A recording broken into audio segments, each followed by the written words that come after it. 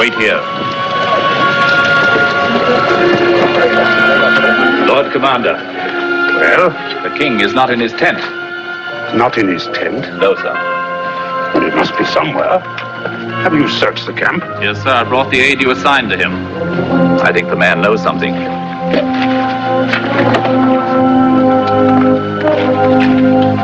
That is the man, sir. You were assigned to attend the king? Yes, sir.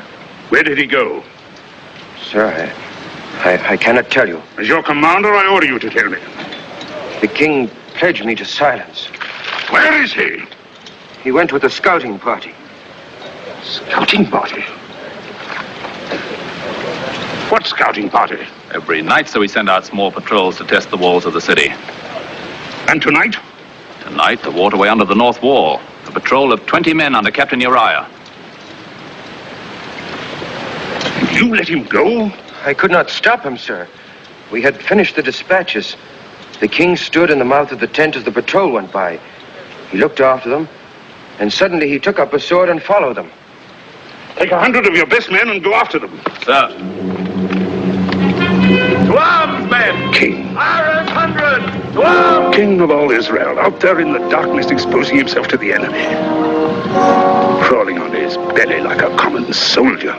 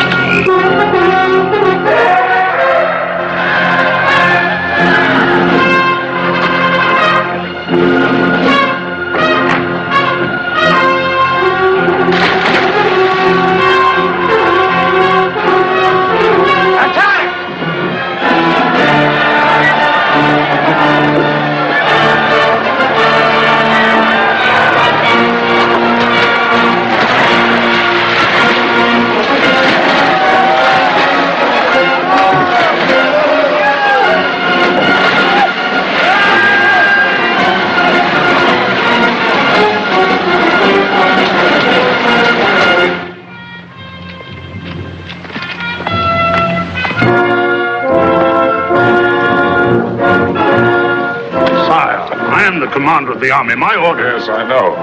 We'll speak of it later. Come in, Your Honor.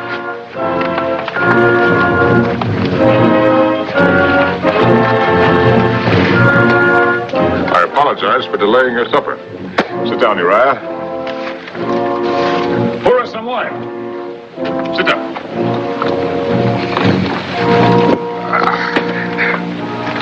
Sire. You're wounded. Let me call the physician. No, let it alone.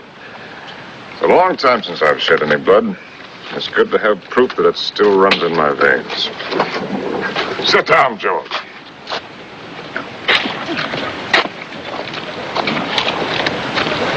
We must decide on our strategy, for Rabbah is well defended.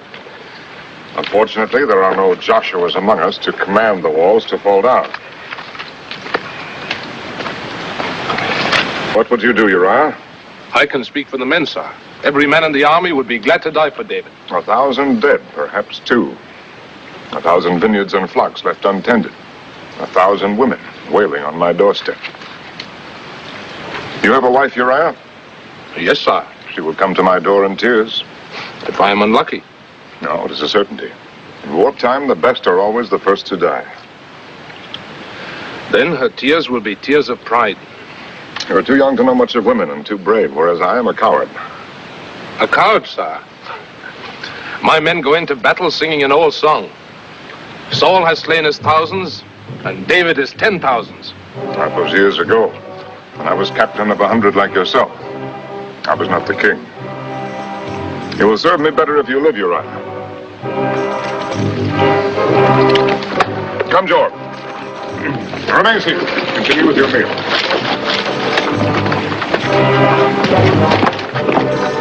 I will return to Jerusalem in the morning.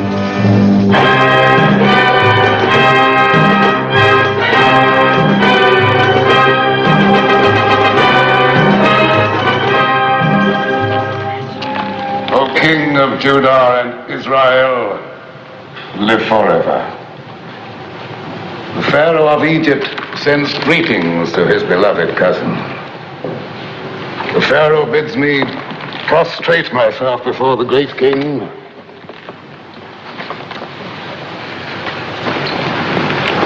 and to present this humble token of Egypt's regard.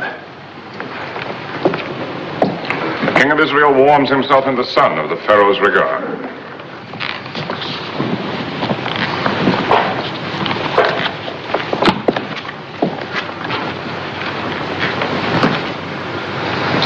My beloved cousin, the Pharaoh, probably hopes that I'll cut my throat with this. Nathan, the prophet of God.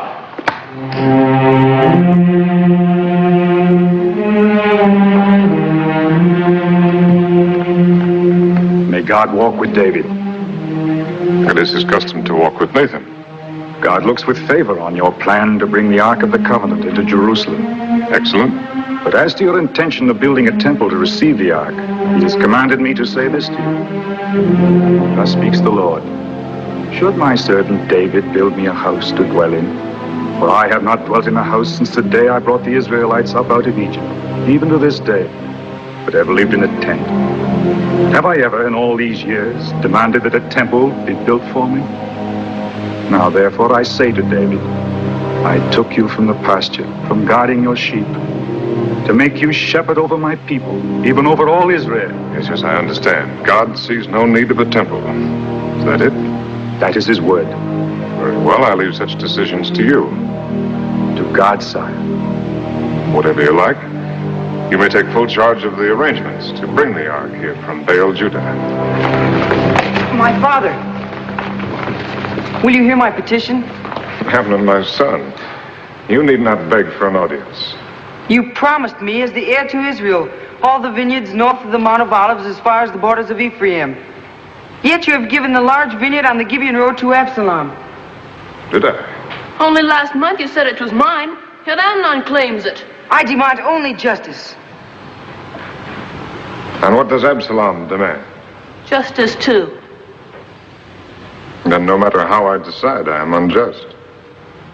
The vineyard belongs to Amnon. Thank you, my father.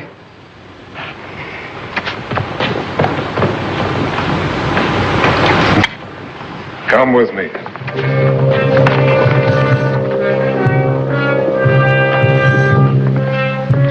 Let's try to understand my problem. Amnon is the heir. He's been anointed. If it became known that I favored you, it would weaken him in the eyes of the people. We both know that he needs all the strength that we can give him. We both know he is not fit to be heir. That I cannot help. You could anoint me in his place. Even if I wanted to, I am bound by the law. With our people, the law is everything. It is in their bones. It's only one vineyard, Absalom. I'll give you your choice of my own holdings. I want only what is mine.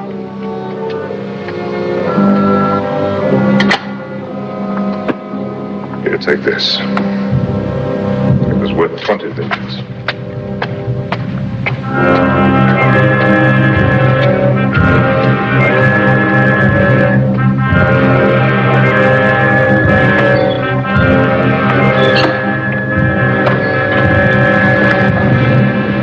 Michael,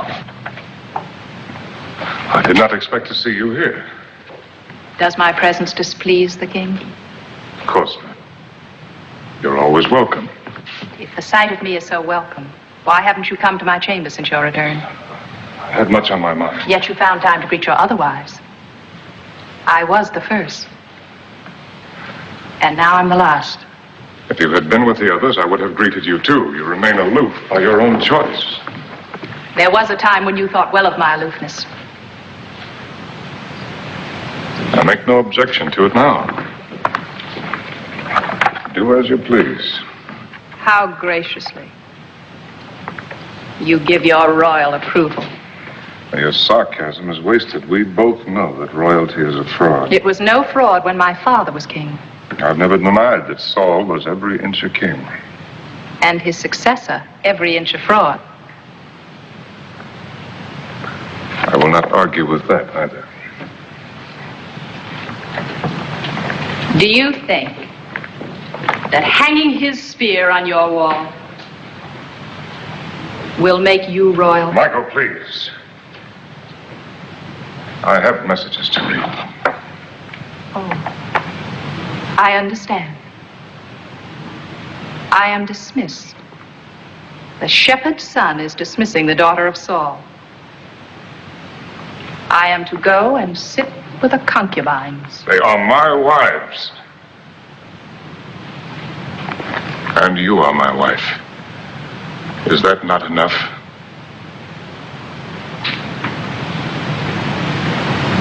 Why did you marry me, David?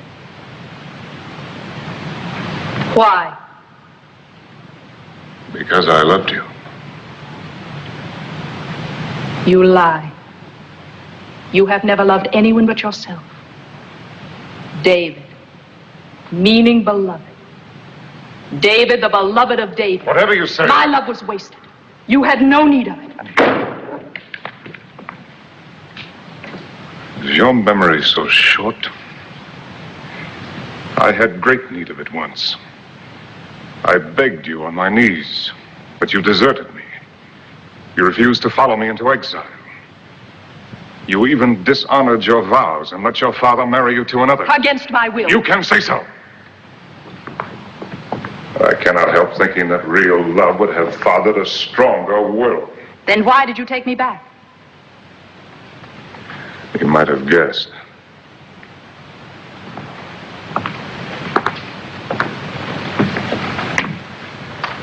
Without Saul's daughter at my side, the northern tribes would not have acknowledged me as king. By taking you back, I made Israel one.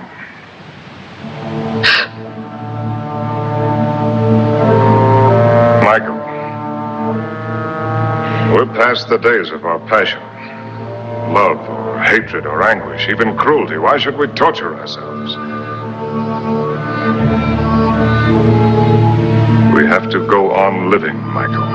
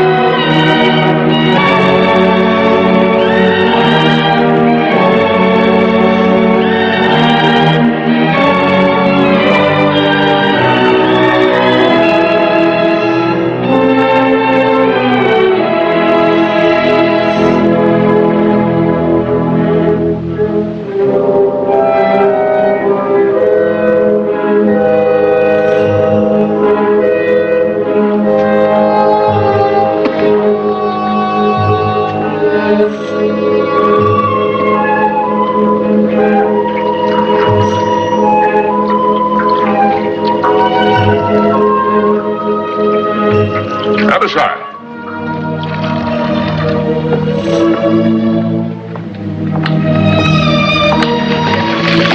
There's a house.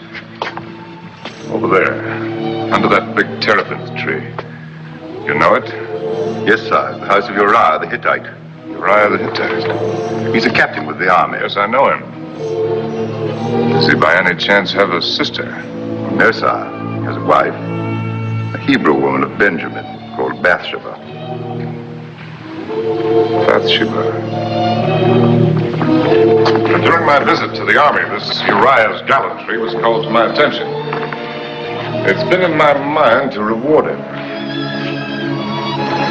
Perhaps in his absence, his wife could accept the reward. I'll send for the woman in the morning, sir. No, send for her now. She shall dine with me tonight. Yes, sir. You're not eating. I dined earlier, sire. It is my custom when I am alone. As a soldier's wife, you have good reason to hate the king who keeps your husband from your side. The king does what he must. His needs are the kingdom's. Not all of them.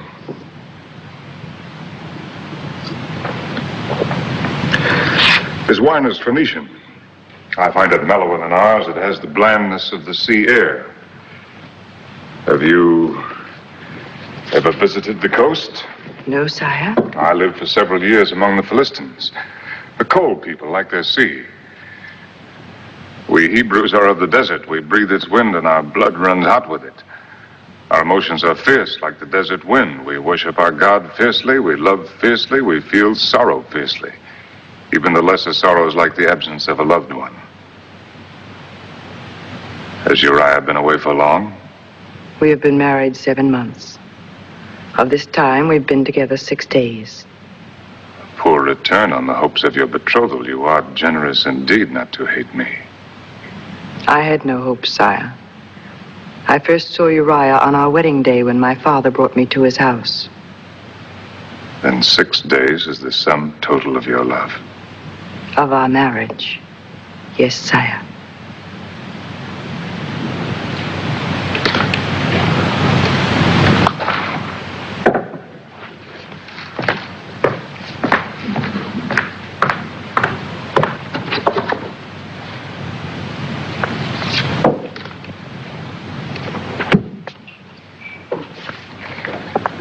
One of the vanities of kings is that they think virtue can be rewarded with a bauble.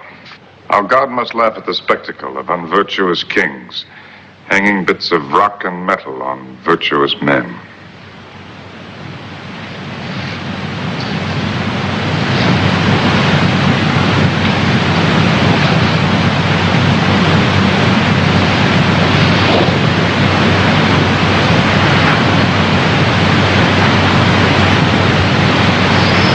That is for virtue.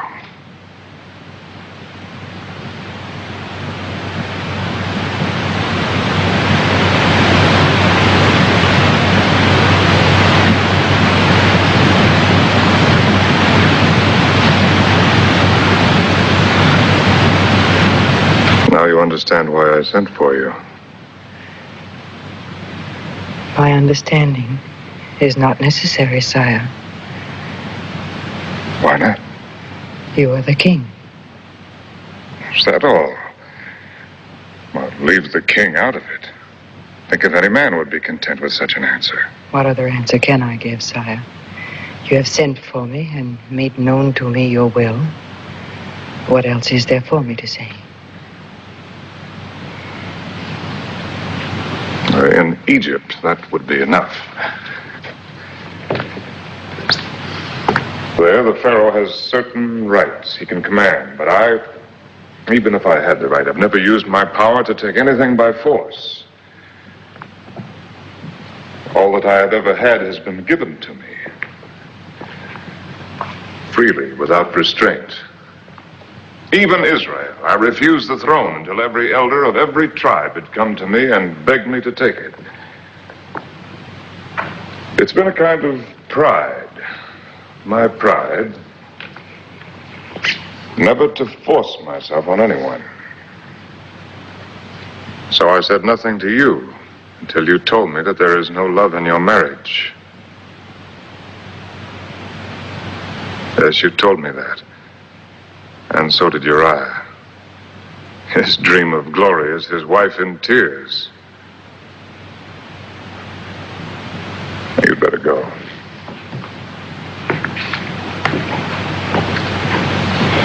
Oh, keep that.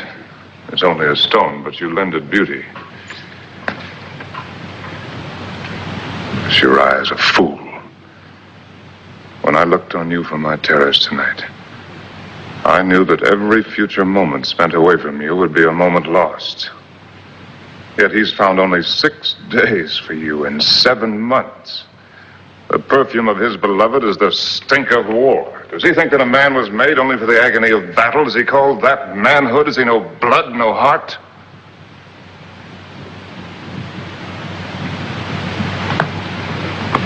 I'll go. Be thankful that I am not Pharaoh. At least I can console myself with the thought that your modesty matches your beauty. Perhaps you would prefer truth to modesty, sire. Before you went away, I used to watch you every evening as you walked on your terrace. Always at the same hour. Always alone. Today I heard you had returned. Then you knew that That you would be on your terrace tonight. Yes. I had heard that never had the king found a woman to please him.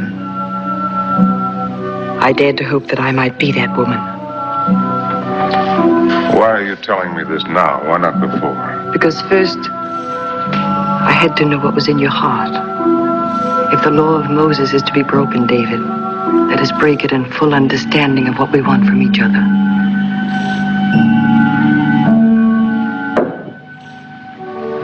No, please. I'm not finished. There are women you could send for and send away again. I am not one of them. What do you want? To please you. Have I not made it plain enough that you please me? I'll never send you away. If that is what you want, never as long as I live. No, David, that is not all I want. Think not of this one night, but of all the days and all the nights to come. Think if I can give you what you need for as long as you live, as your wife. But you're not free.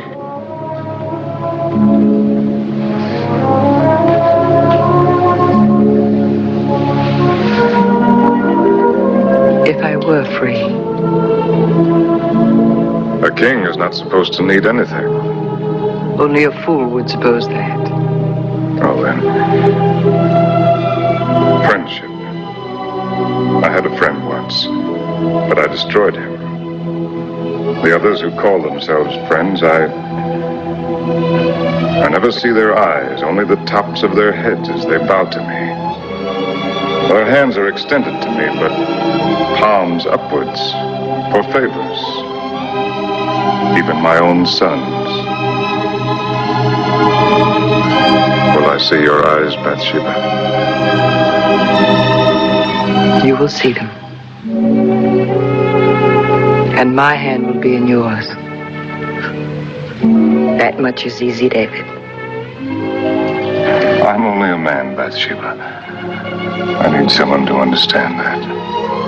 I need the kind of understanding that only one human being can give to another. I need someone to share my heart. The man I watched from my window was not the king, but a man whose heart is well worth the sharing.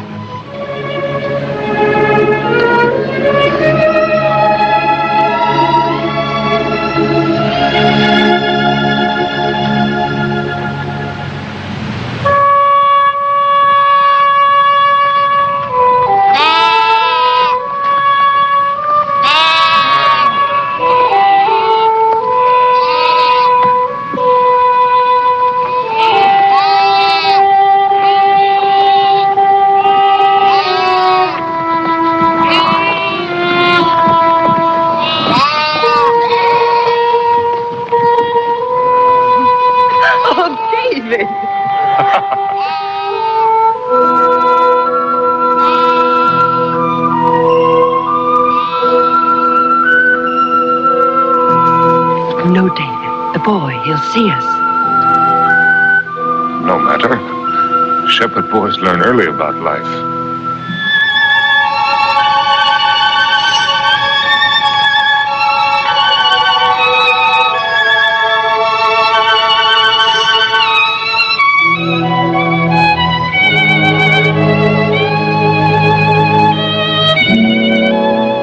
you, David?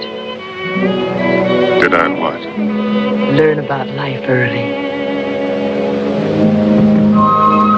Before I was 12, I knew almost everything there was to know about life. And death.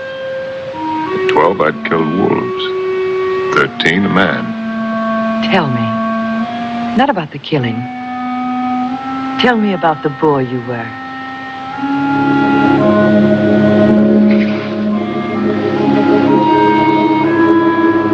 Couldn't be of any interest to you. A woman is interested in everything about her man. Particularly in what he was before she knew him. Well, there's not much to tell. I was a shepherd like thousands of others in Judah.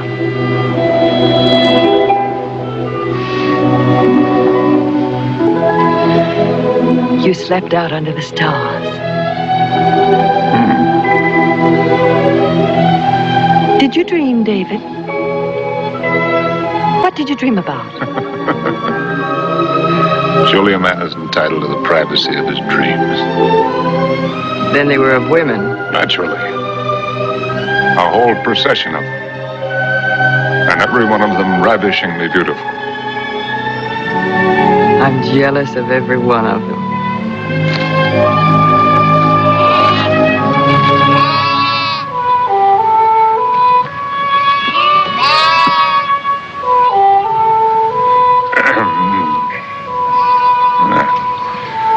It's been a dry year.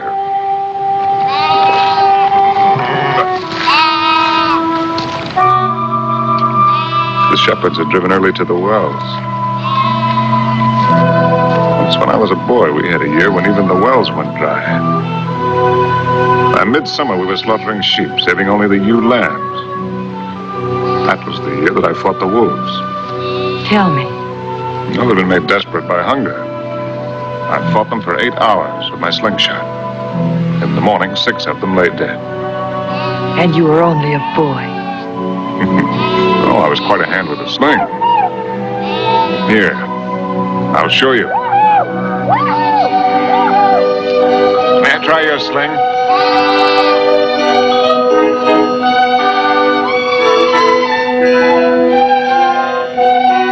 Now that tree. Watch.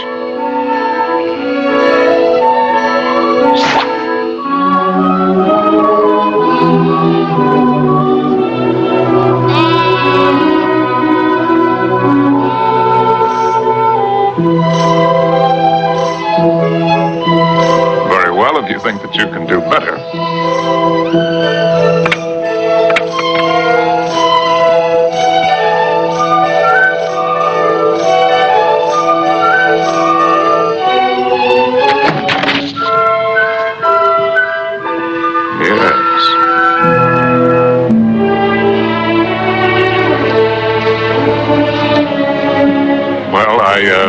I lack practice.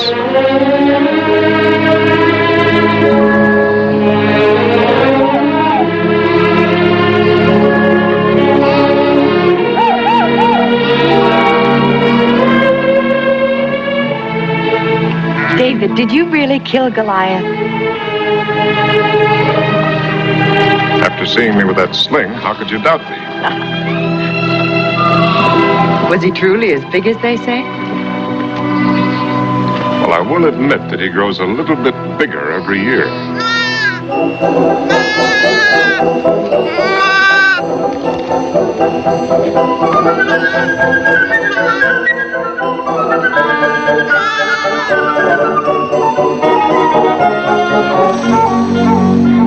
A new life.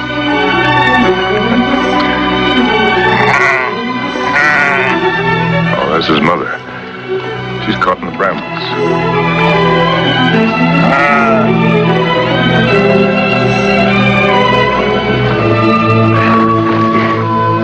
I'll give you some help. Thank you. Now let's clear those hind feet. No, use both hands.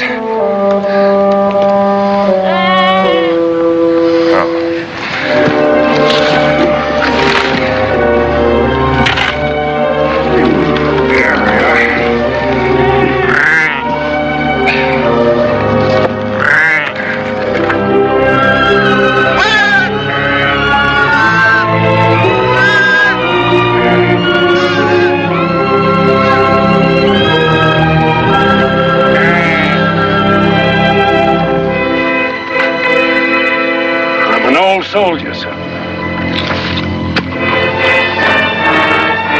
Fought for the king. David? Not him, sir. But the king. King Saul. It was in his last battle. There, at the Mount of Gilboa. It's peaceful now. Good grazing for the flocks, though we lack rain this year. But that day it rained blood. Yes. I saw the king die. Saw him fall on his sword when he knew the battle was lost. Tell me, did you also see the king's son die? Jonathan. Yes, sir, I did. You see that rock that juts out from the face of the mountain? The big one, with a sun on it. Prince Jonathan stood there with a loyal friend on each side of him. He fought there the livelong day. His friends went down, but still he fought against tens, then against hundreds. They overwhelmed him. Those Philistines and their brass and heathenish helmets. It was a black day for Israel. The king gone, Jonathan gone. None worthy to take their place. Yet Israel found a king in David. Saul was king. Jonathan should be king today.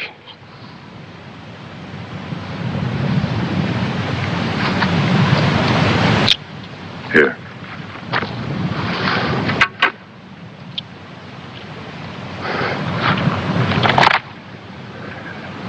Thank you, sir. Thank you kindly.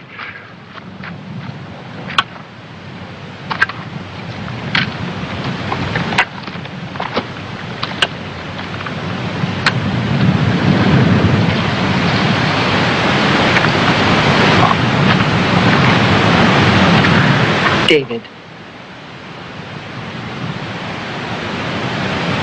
Come. It's getting late.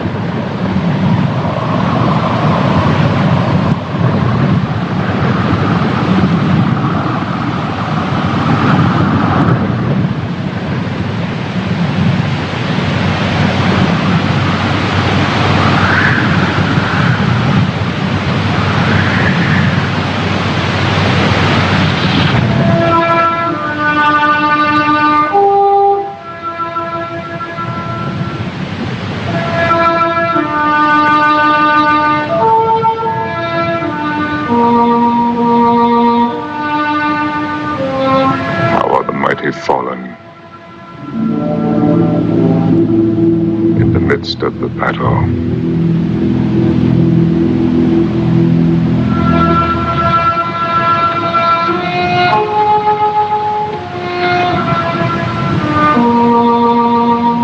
Oh, Jonathan, thou wast slain in thine high places.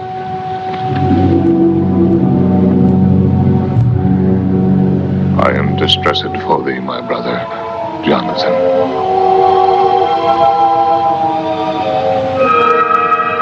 Very pleasant hast thou been unto me. Thy love to me was wonderful, passing the love of women. How are the mighty fallen, and the weapons of war perished.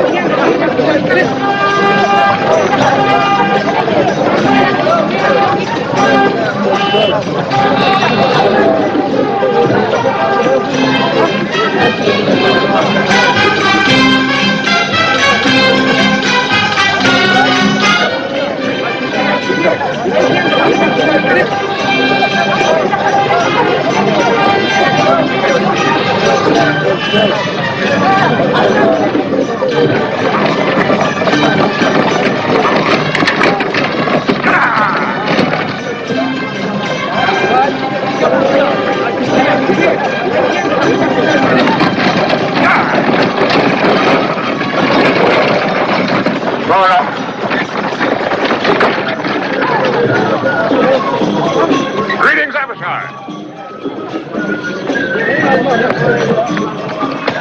I received your message. Am I in time? Yes, sir. Even now, the caravan approaches Jerusalem.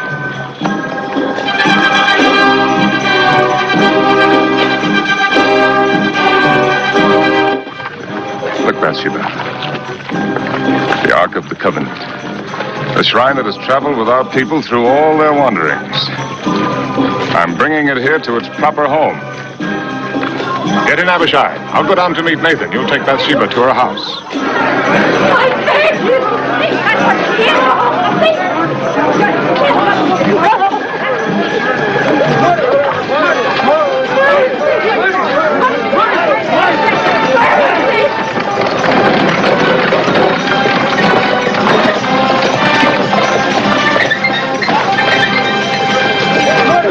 mercy, I beg you. It's for you to cast the first stone.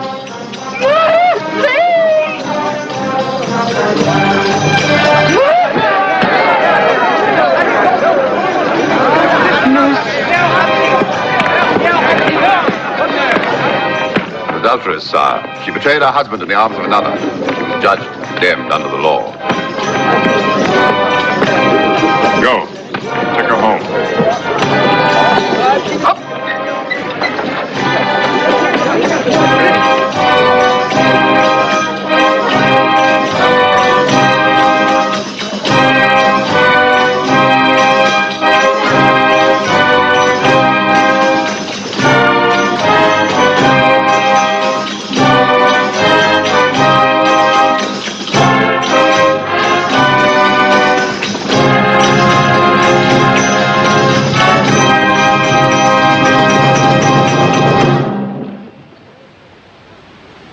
Sire.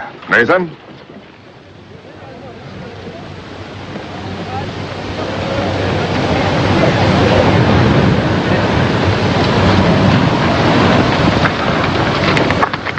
God's design is a strange one, Nathan. Consider how this box of wood has outlived the flesh that made it, and preserved it and venerated it. A pity that it is mute and blind and cannot tell us of our ancient dead. Of Moses on the mountaintop, of Miriam and Aaron, of Joshua at the walls of Jericho. No, sir! Do not tempt the thunderbolts of the Lord. His dwelling is not to be profaned by unconsecrated hands. To touch it is to die.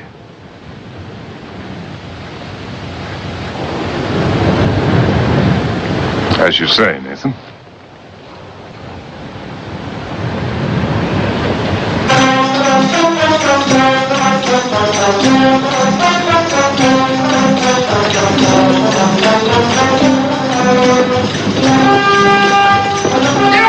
The Ark of the Covenant has fallen!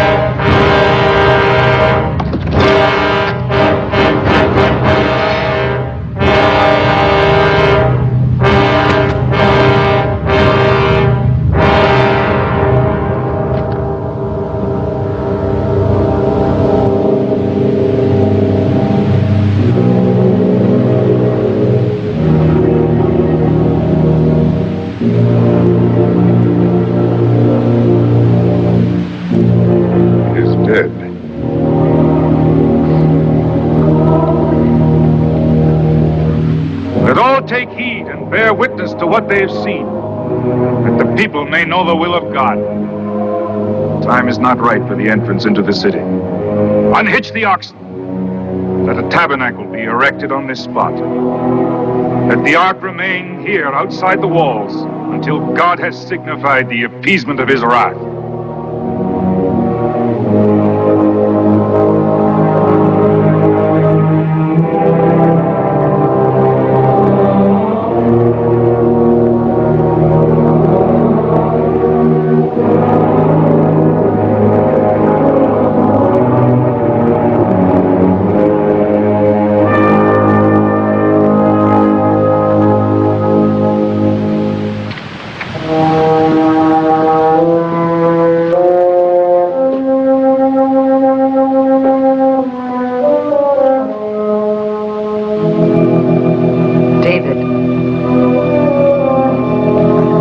Bathsheba. You shouldn't have come here. I had no choice. My news would not wait. David, I bring you trouble. Our secret is no longer a secret. Who has learned it? No one yet. But soon all will know who have eyes to see. I'm sure now of what I have feared this past week. I am with child. Beloved.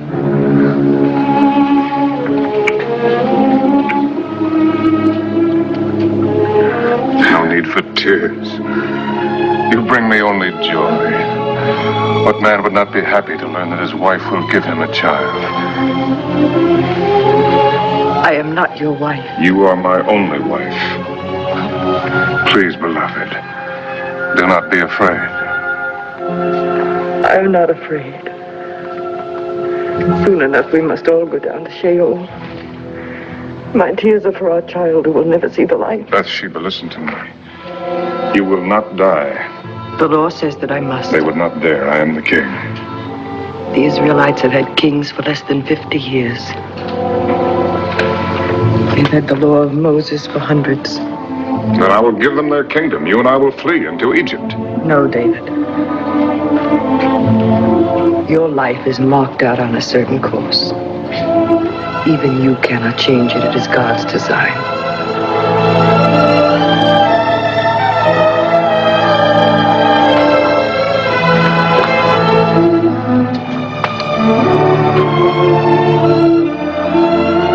There's another answer.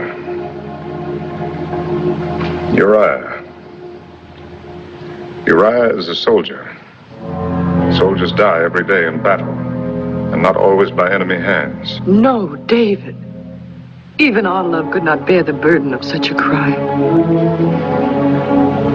The crime lies in the chance that I was born a Hebrew. In any other nation on earth, Uriah's life would be forfeit. It would be no less a crime.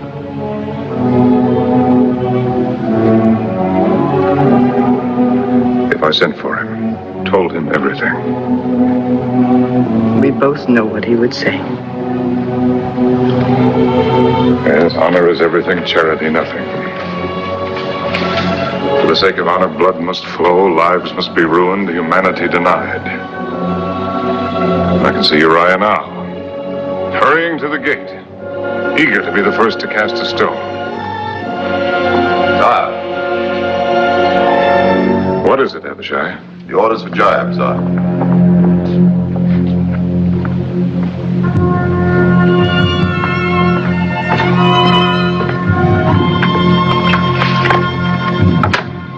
Yes.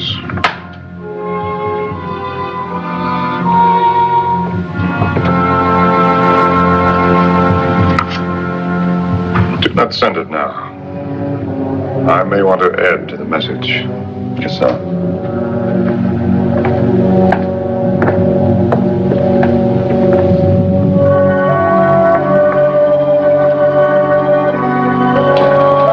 There's another way.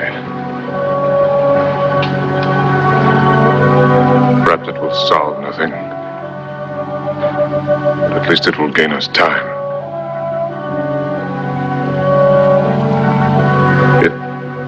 Uriah can be made to believe that the child is his. But he has been away almost a year. I will send for him to report on the campaign. He'll be here in Jerusalem one night, perhaps two. You called me your wife. The law calls you his. That is not worthy of you, David. It tears my heart to suggest such a thing. But it is your life, beloved. Your life. It is shameful what you ask. There is no shame too great. No act so vile that I would not commit it. It would save my love.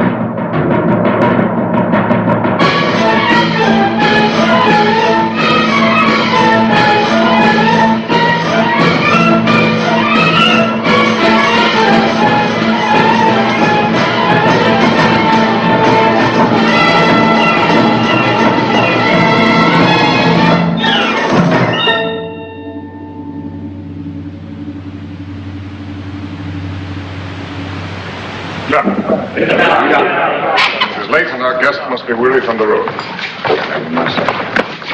Come here. Absalom, my son, it is many days since we've seen you at the palace. I've been in Judah, sire, tending to my vines.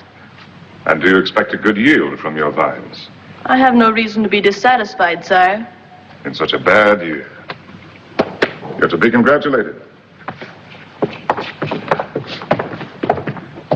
I should like a word with you in private, Uriah. I'm at my king's service. I will not keep you long. You must be eager to go home. To your wife. You say the attack is planned for the day after tomorrow. Yes, sir. Job is confident that it will meet with success. He promises you rubber within a week, sir. With your permission, sir, I plan to return to camp early tomorrow so that I may lead my 100 into the battle. As you wish. Abishai will have dispatches for you to carry. But if you desire to remain in Jerusalem longer... My only desire is to serve my king. I might believe that. But you have a wife. My wife is nothing, sir, beside my duty. Sit down, Uriah. They say she's very beautiful. As women go.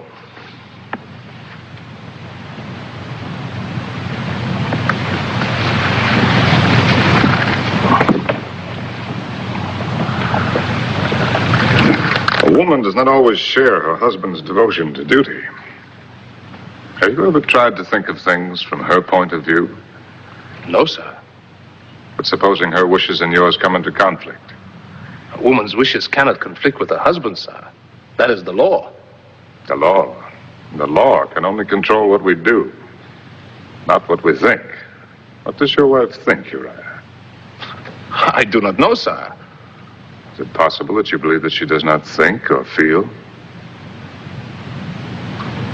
A woman is flesh and blood, Uriah, like us. Perhaps even more so because we give her so little to think of but matters of the flesh. In all our history, only a handful of women have been permitted to write their names beside the men. Miriam, Deborah, Jael, perhaps one or two more.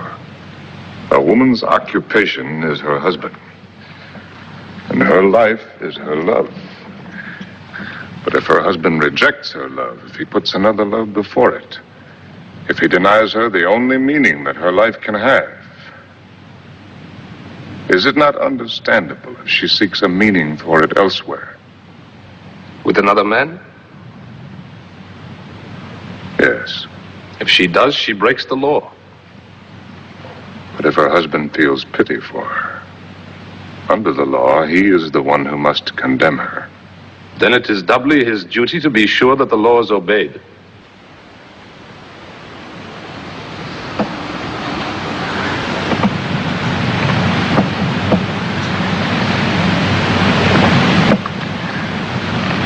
Would you condemn your own wife, Uriah?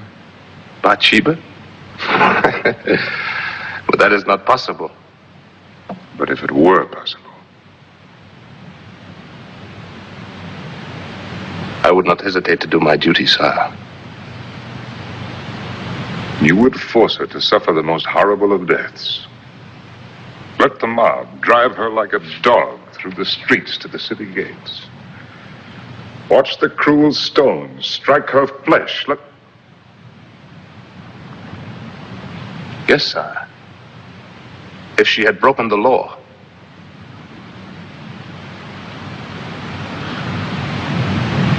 I've kept you too long from your bed. You may go. Sire, will you grant me a boon? What is your wish?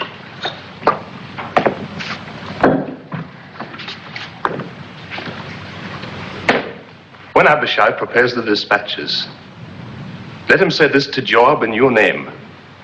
Set Uriah in the forefront of the hottest battle, that he may serve as king to the utmost of his ability. I will consider it, Uriah. My thanks, sir.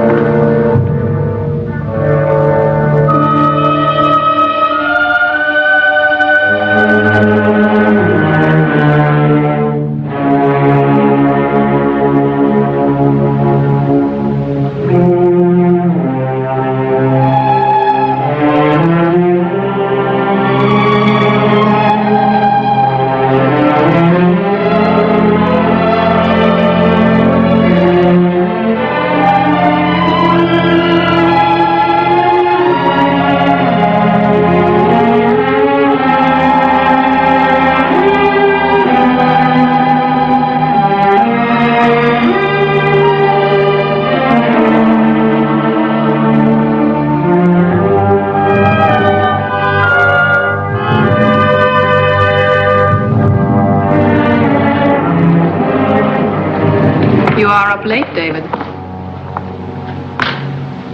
So are you. I thought I might be of comfort to my husband. It's a terrible thing to know that your beloved is in the arms of another. Do not trouble to lie. You see, I know your secret. Yours and the Lady Bathsheba's. You know nothing.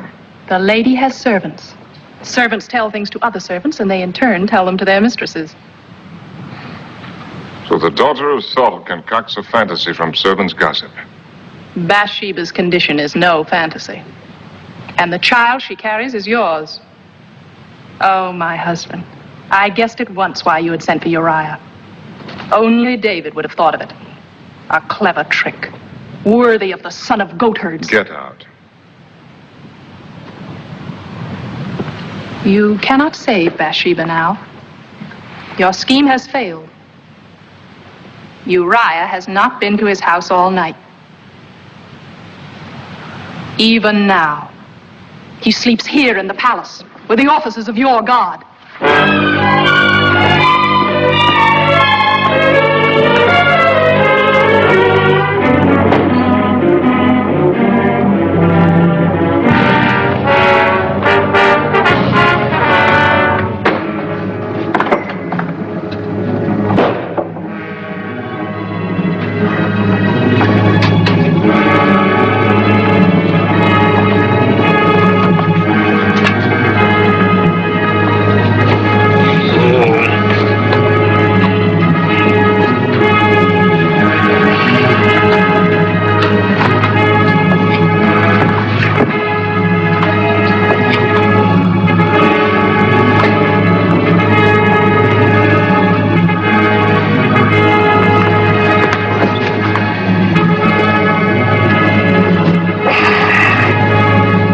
Sire, forgive me.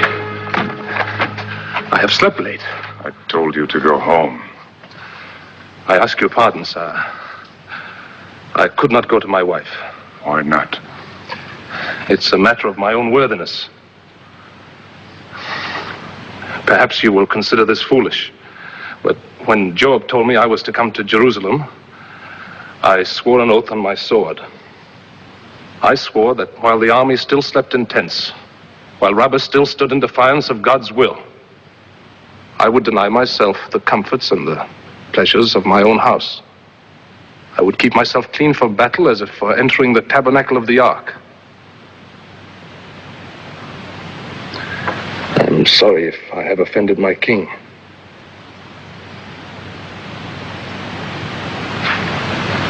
If the dispatches are ready, I will go. You fool. You stupid lion.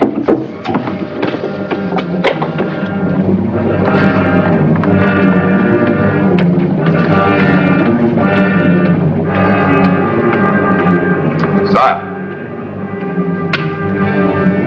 Dispatches for Joab, sire. Dispatches. Shall I give them to Uriah?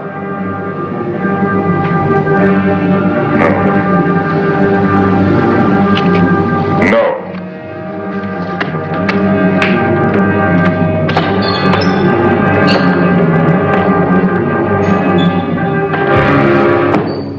There is an additional order.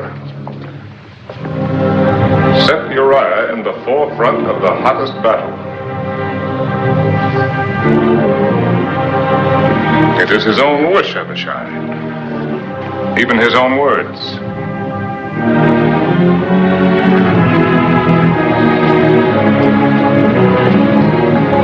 Is that all? No. I will not add hypocrisy to my other sins. Even if Joab should understand what I intend, I cannot ask him to share the burden of my guilt. Here is the order.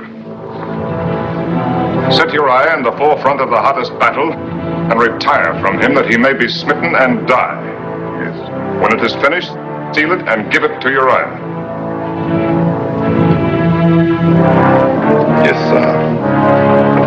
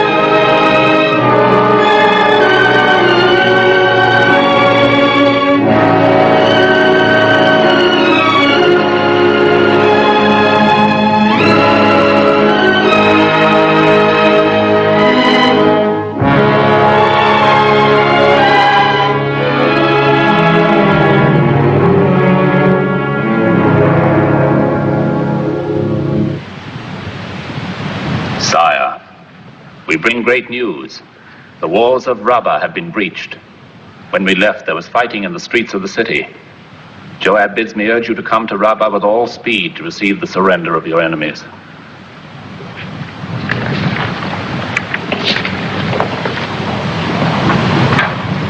And our dead? Our losses have been heavy, sire. Of the captains of 1,000, Abimelech, the son of Jerubbaal, and Heled, the son of Ikesh. Of the captains of 100, Hezro the Carmelite, Egal, the son of Zelik, Ittai, the son of Ribai, Abiel, the Arbathite, Eliam, the son of Reuben, Shammah, the Haradite, Uriah, the Hittite, Bani, the Gadite, Asmaveth, the son of Eli, and many more are wounded. How did Uriah the Hittite die? There was a mistake in the order, sire. Uriah advanced too far into the breach and was cut off from his command. When you have eaten and rested, prepare to return to Rabbah. I will ride with you. Sire.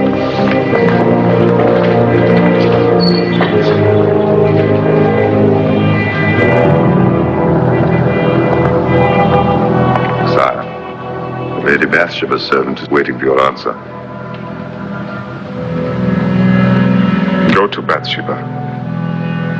Tell her that Uriah is dead. Tell her to prepare for our marriage at the end of her month of mourning. Will you not go to her yourself? No.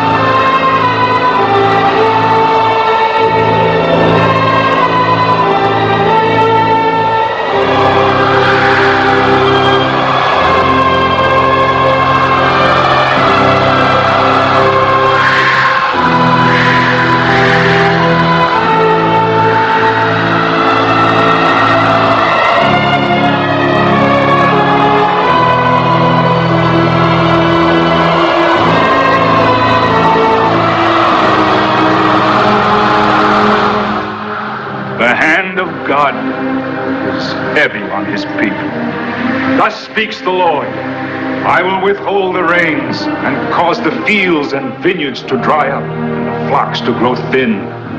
I will waste the land with drought, the people with famine. Yea, I will smite Israel for its sin against me. Woe unto Israel! Woe unto my people who have sinned. What sin, Nathan? The Lord has not vouchsafed to me its nature. But evidently the sin is great, thus to incur his wrath. Does it take so much to make him angry? That soldier who laid hands on the ark, he was only trying to be helpful. It is not for us to question the ways of the Lord. I question nothing. Yet the sun was hot that day. The man had been drinking wine. All were excited when the ark began to fall. Is it not possible that the man might have died naturally from other causes? All causes are of God. We've had droughts before, Nathan. I'm buying grain in Egypt and Philistia. There will be enough for everyone until the rains come if I have to empty my treasuries. Now, what more can I do? Is there anything else? Yes, sire. I have sat in the gate and listened to the people talk of the king. What do they say? They say that David is no longer David. They say that he neglects his duty, that he is often away from the city. When he is here, he has turned his face from his people. Petitioners are sent away from his door without a hearing. In hard times, it's natural that some will complain. Complain, yes, sire. But not talk openly of overthrowing the king. Explain yourself. The hearts of the Israelites are turning after your son. Well, it's difficult to imagine poor Amnon winning anyone's heart. Not Amnon, your second son, Absalom. The boy? Every day he is at the gate seeking those you have turned away. To these he says, "Oh, that I were made a judge in the land, that all may come to me and receive justice. Confine yourself to the affairs of God. Leave the affairs of the kingdom to me. Sire. Oh, Abishai, I have orders for Joab. The king forgets that he too is a servant of the Lord.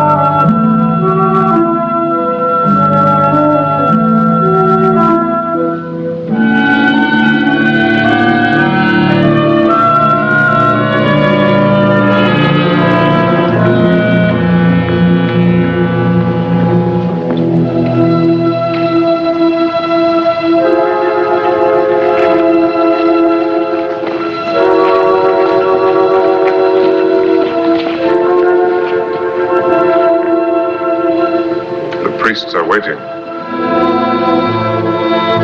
I have been waiting these days and weeks, waiting for a word from the one who called himself my lover, for a sign that all of his promises were not lies. Beloved, Do not call me that. Even the word is a lie. If you still loved me, you would not have avoided me. You would not have left me in darkness, alone with my fears. You know that I was called to Reba. It is a week since your return. They are waiting. Let them wait. There will be no waiting. I will not try to justify my behavior. But even if I have earned your hatred, you know why the wedding must take place. I could more easily find courage to face the stones of the mob. If our marriage is no more than an act of charity on your part, then say so. If I have lost your love, tell me, and I will trouble you no longer. I am not a beggar, David. Beloved, it is I who am the beggar. I beg your patience. If you love me, say no more. Take my love on faith. It is yours, and will always be yours.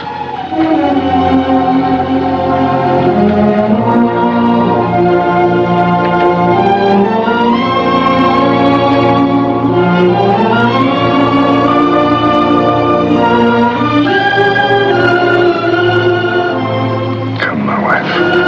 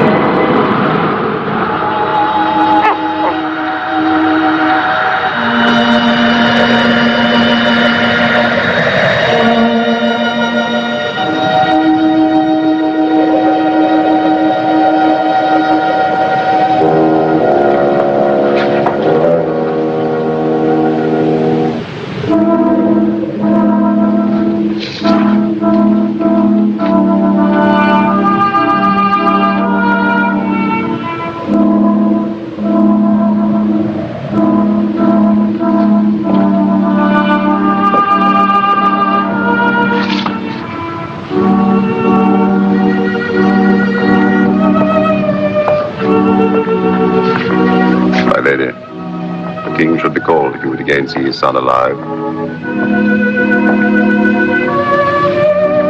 Call him.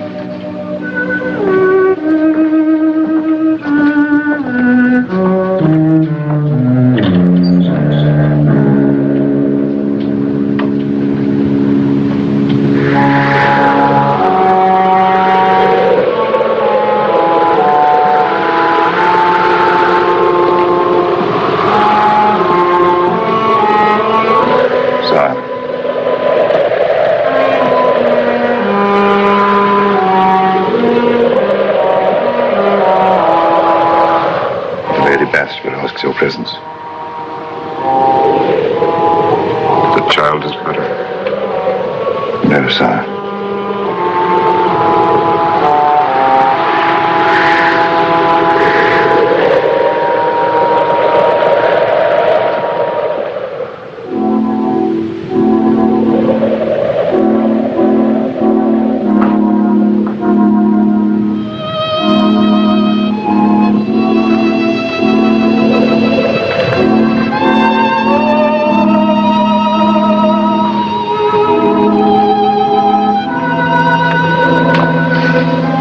Physicians can do no more. They say he will die. I know. I have known it these 7 days. I have lain in sackcloth on the earth. I have fasted. I have tried to pray. My prayers were only words, going out into emptiness. It fell on no ears but my own.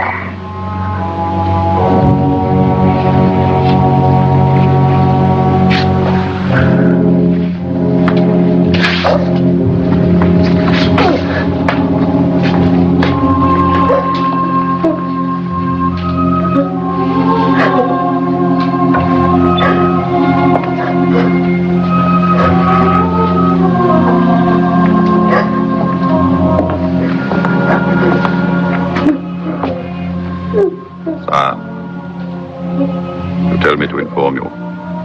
The ambassador from Egypt has arrived. Shall I send him away?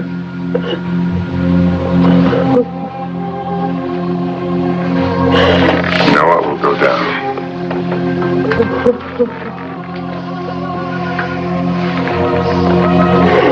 The time for grieving is past. Will it bring my son back if I mourn for him? No, I shall go to him. But he will not return to me.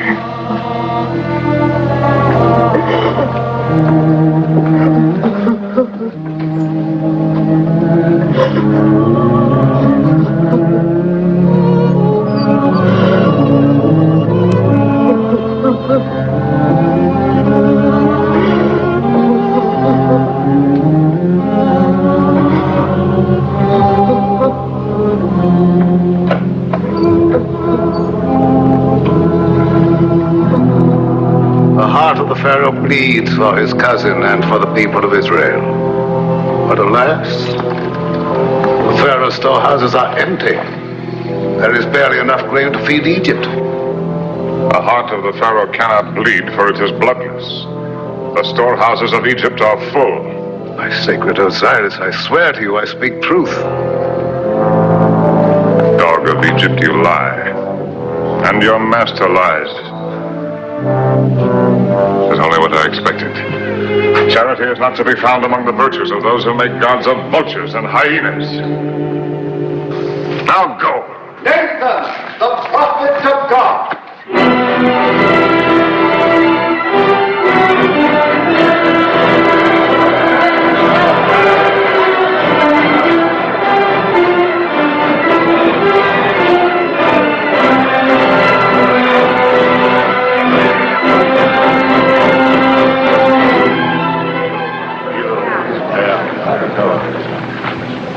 I come on a matter of justice, sire.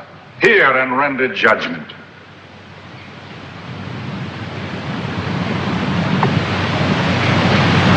You may speak.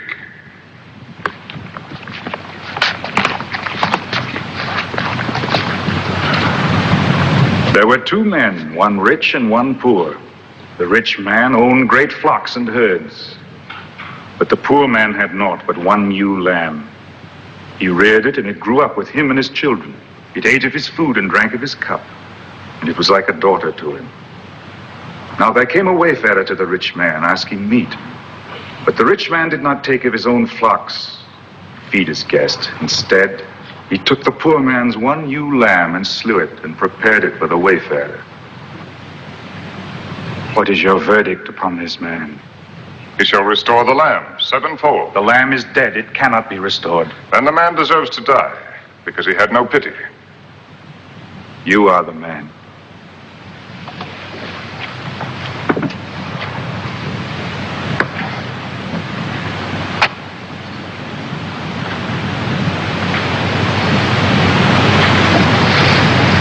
You have made me pronounce sentence upon myself.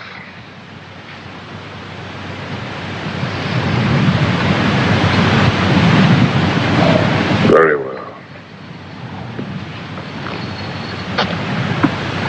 It is done. And there is no appeal. It is the will of God, and I accept it. Gladly. It is not his will that you should die, David. Worthy or unworthy, you are his anointed. Through Samuel, he chose you to lead his people. Your labors in his behalf are still unfinished. But you cannot escape the punishment of the Lord. I have not escaped it. My son is dead. His justice is still unsatisfied. You have paid for your adultery, but you have also killed. You have taken up the sword and slain your fellow creature for your desire. Now, therefore, the sword shall never depart from your house. You shall know the hatred and ingratitude of your own flesh. Brother shall turn against brother, and son against father. The history of David's house shall be a history written in blood. You tell me nothing new. I am content. Even so, the tally of the Lord is not paid. The woman has been denounced. She also must expiate her sin. She has lost her child. Is that not enough? Bathsheba has sinned, and she must render payment according to the law of Moses. Uriah's death was my act, and mine alone. She was a faithless wife. Faithless only because I made her so. Could she deny the king when I called her? Could she refuse to obey my commands?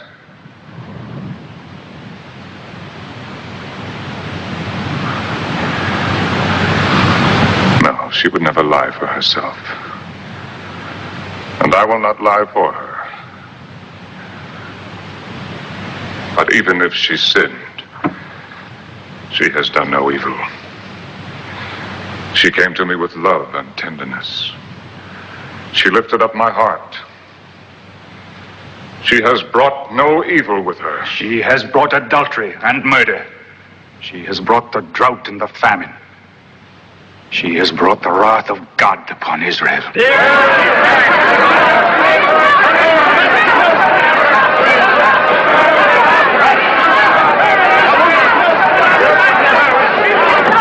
know the law, and so does David.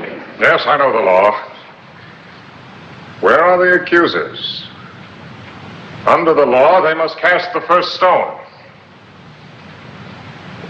Where are those who will say that I knew Bathsheba before our marriage?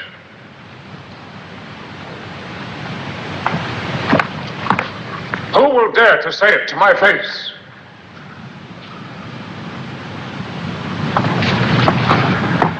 So there are no accusers. You have none.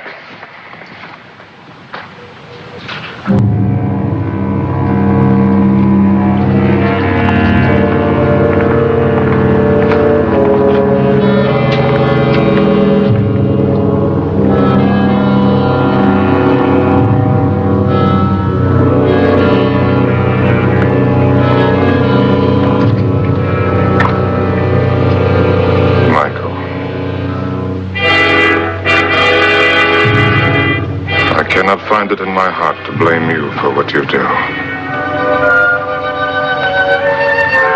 But you, Absalom, my son, have I I given you cause to hate me so? Go, David, and bring Bathsheba here to face her judges. You have made her a queen in Israel. It is not fitting that she should be dragged to judgment by the people.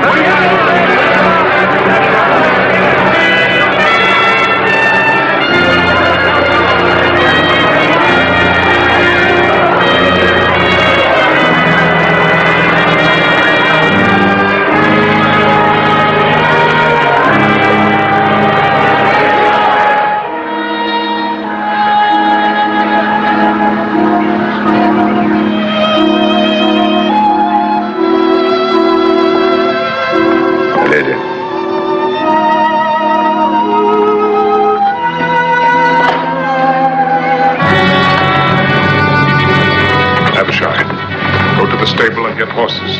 Bring them to the gate in the garden wall. Yes, sir. No, not that way. They'll be watching. Go by way of the terrace.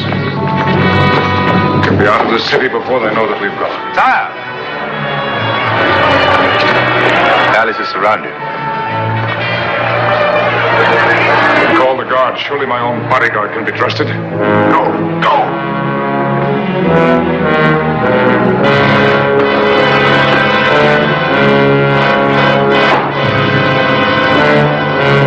No, David. We cannot fight against the will of God. A God who punishes the guiltless. I am not without guilt, David.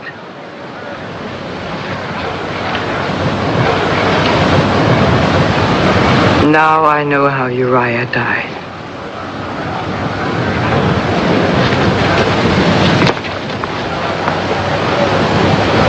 I think I really knew before our marriage. Knew and put it from my mind. I lacked the courage to face the truth. My guilt is as great as yours. Greater. Because I let you bear the burden of it alone. I killed him. I wished him dead. God sees into our hearts, David.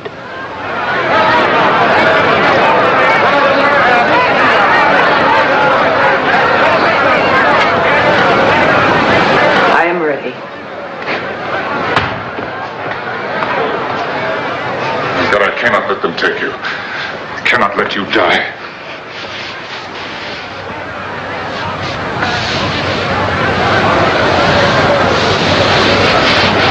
David? Yes, love.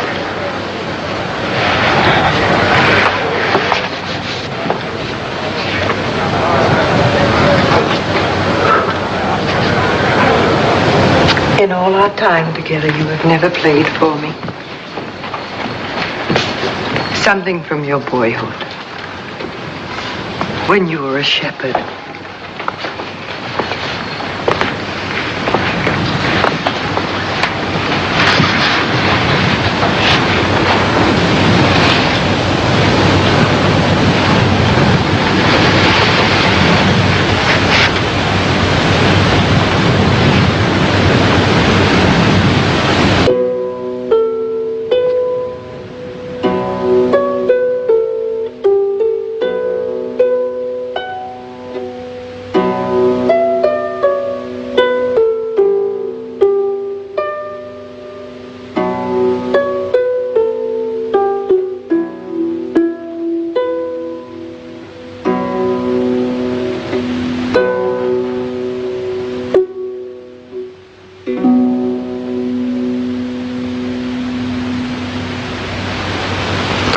My shepherd.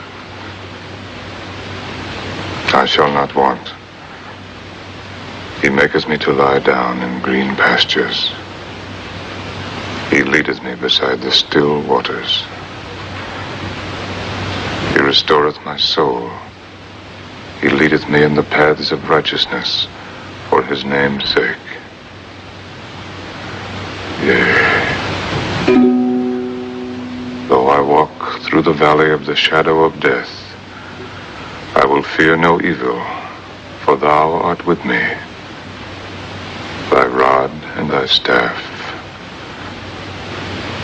they comfort me.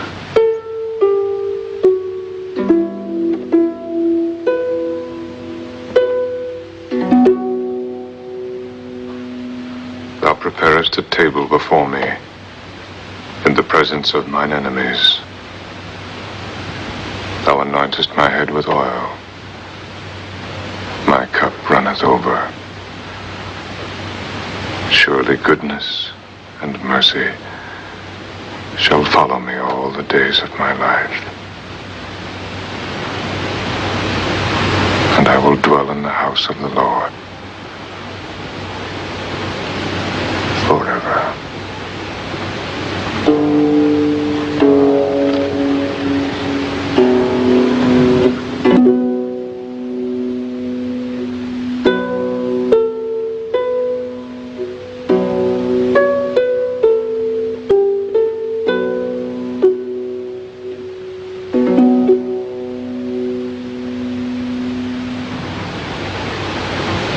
Goodness and mercy. When I wrote those words, I believed in such a God. I was only an ignorant shepherd boy. There was no one to teach me about God. So I taught myself. I saw him in the hills, in the trees, in the miracle of the birth of lambs. I felt his mercy when the wolves had fled and my flock was safe, when spring broke the grip of snow and ice, when the cool wind blew after the heat of the day. I saw his splendor, the flowers blazing on the hillsides, the stars burning in the sky, and knew his hand in everything.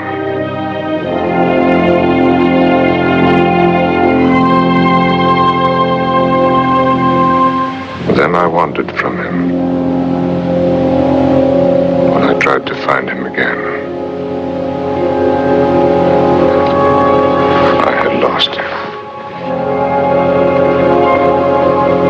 Somewhere in Saul's court. Or when I roamed the desert in exile. Or in the camp of the Philistines. His image paled in the lights of the cities. And his voice was drowned, quarreling, scheming of the ambitious and the mighty. And now Nathan has found him for me. Not the God of my boyhood days, but a God without mercy. A God who thinks only of his justice.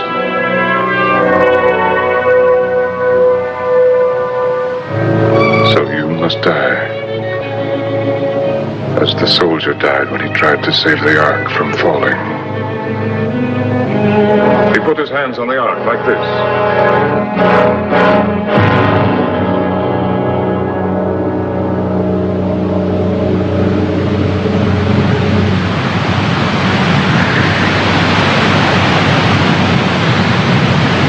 You shall not die.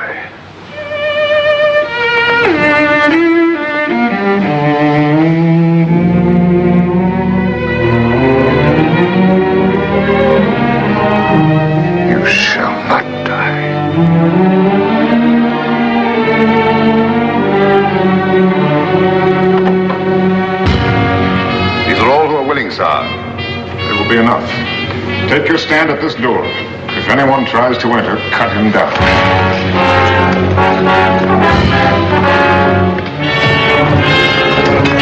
You go to the right the door.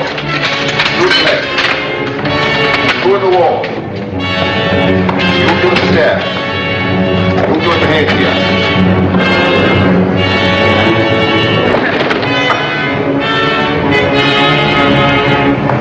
Where's the woman? She is not coming.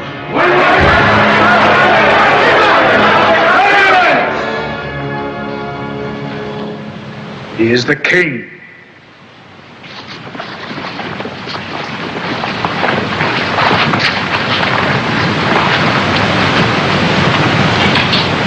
You have heard the word of God. I have heard the word of Nathan. You have told me that God demands justice. That I will believe. But I will not believe that he would condemn a helpless woman for another's crime. Where are you going? To the tabernacle. If God is what you say he is, if this is truly his justice, then let him speak for himself. Will you go to him in anger? He has shown me nothing but anger. He has turned his face from me. It was David who first turned his face from God.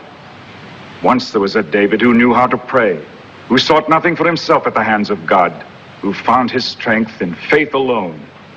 If that David still lives, his God will not deny him mercy.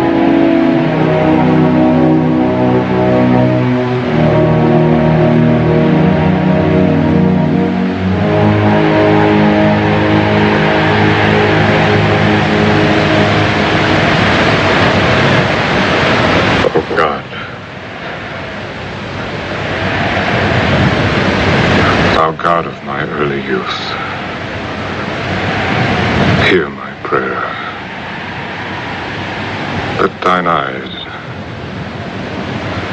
which alone see clearly, fall upon thy worthless servant. In all things have I failed thee. My life is a waste. My crimes are many and terrible. To my sons I have bequeathed the evil that is in my blood. I have led my people into misery and want. I have used thee with ingratitude and betrayed thy trust. I have been a faithless shepherd. I am dust in the sight of thine eyes. I am less than the meanest creature crawling in the earth. And yet, O God, I am also thy creation. Take not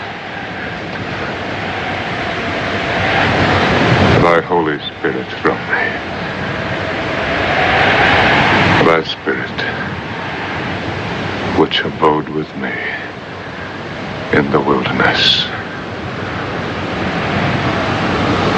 I ask nothing for myself, O God. By my sins, I have put myself beyond the compass of thy forgiveness. But lift thine hand from thy people who suffer for my crimes. Forgive them the sin that is not theirs, but mine. Let the land thou gavest their fathers flow once more with thine abundance.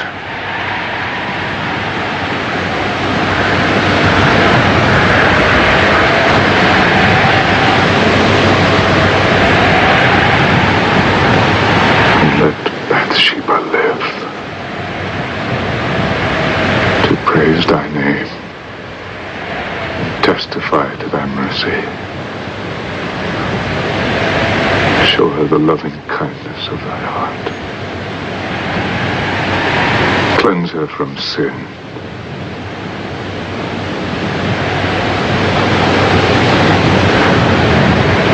And let thy punishment fall on thy servant who has earned it. Look not on the sinner who comes before thee,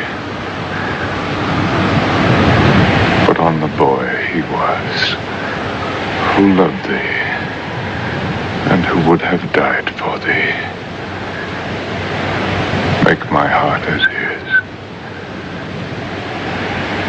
Let the boy live again in his innocence. Grant him thy mercy, and take this David's life.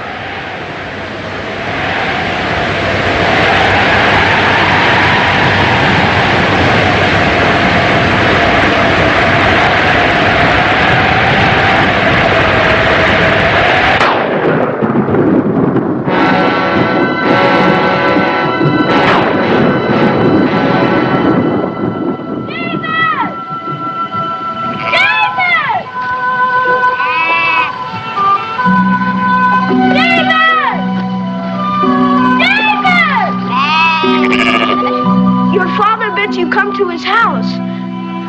I am to stay with the sheep.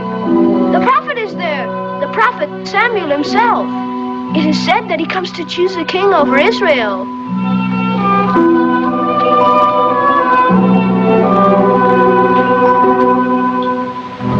Eliab, Abinadab, Shammah.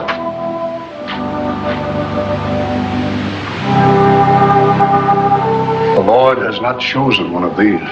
Any father would be proud of such sons. You do well to feel pride, Jesse.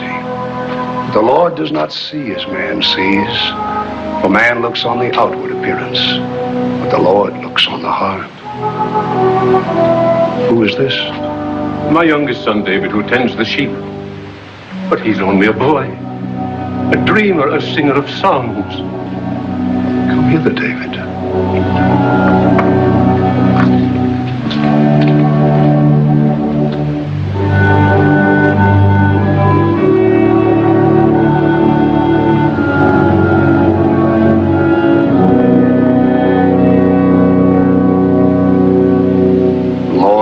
Chosen.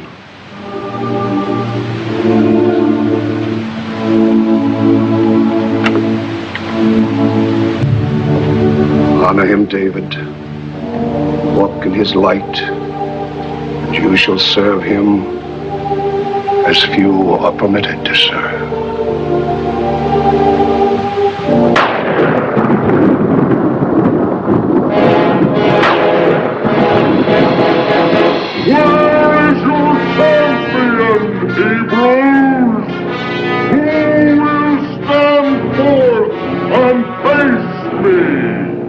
Giant of Gaza, challenging us to send a champion against him and so decide the battle. Sire, the men have heard his challenge these 40 dawns. They cower like whipped dogs at his voice. Unless he is met, and soon, our cause is lost. And is there no one in the ranks of Israel who dares to meet this man? Sire, if Goliath were only a man, any one of us would go. But he's like no man born of woman. His height is 6 cubits and a span, and his spear is like a weaver's beam. There are dogs indeed to run before one Philistine. Is there no courage in Israel? Sire, courage alone is not enough. No arrow can pierce the giant's armor. No spear can thrust beneath the reach of his arms. He casts his spear 100 long paces. We call ourselves the chosen of the Lord. Are we to let the enemies of God take Israel because we lack a champion? Sire, I will meet Goliath. Who is it that speaks? Come forward.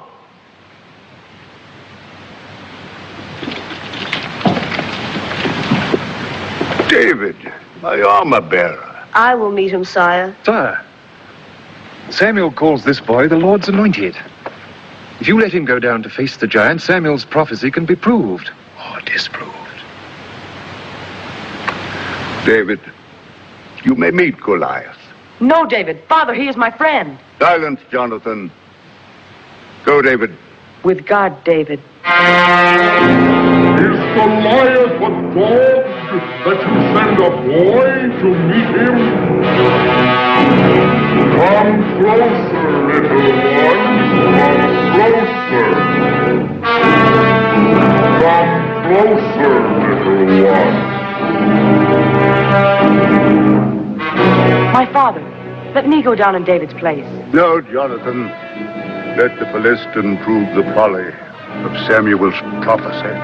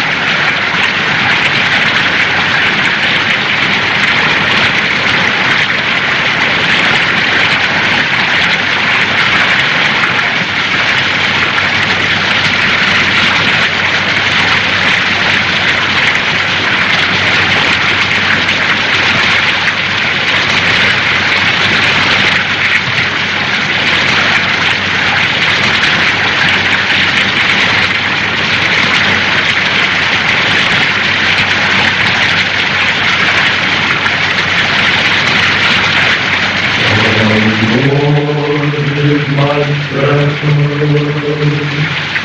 I shall not want. He maketh me to lie down in green pastures. He leadeth me beside the still waters. No man can ever hope to know the real nature of God, but he has given us a glimpse of his face.